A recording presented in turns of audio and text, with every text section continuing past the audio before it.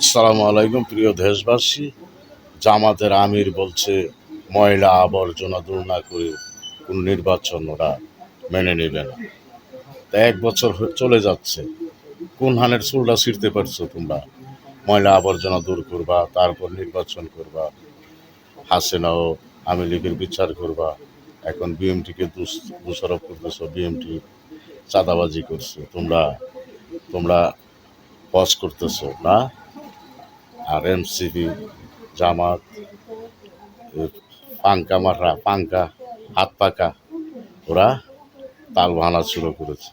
আর বর্তমান সরকারের প্রধান উপদেষ্টা বিডেন নিয়ে যেই বক্তব্য, তাকে যে প্রশ্ন করা হয়েছে, সেই প্রশ্ন উল্টাটা বাংলাদেশের জনগণের উপর চাপিয়ে দিচ্ছে। তো বাংলাদেশের জনগণকে দোষারোপ করছে প্রধান উপদেষ্টা। তুমি দিন কথা বলো, সকালে এক কথা, বিকালে এক কথা, তাল বাহানা রেখে সুস্থ নির্বাচন অতি শীঘ্রই দিয়ে দেবে। তা না হলে দেশের জনগণ কাউকে ছেড়ে দিবে না।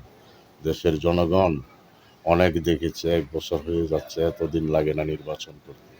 3 মাসের ভিতরে নির্বাচন কমপ্লিট করার কথা, আর 1 বছর চলে যাচ্ছে, তোমরা তাল বাহানা করেই যাচ্ছ। কি পাচ্ছ তোমরা? মনে করছো তোমরা এই রাষ্ট্র চালাইবা নির্বাচন না দিয়ে, তাই না? এসব চলবে না। বাজান, ভালো হয়ে যাও, তা না হলে দেশের 18-20 কোটি মানুষ তোমাদেরকে ছেড়ে দিবে না।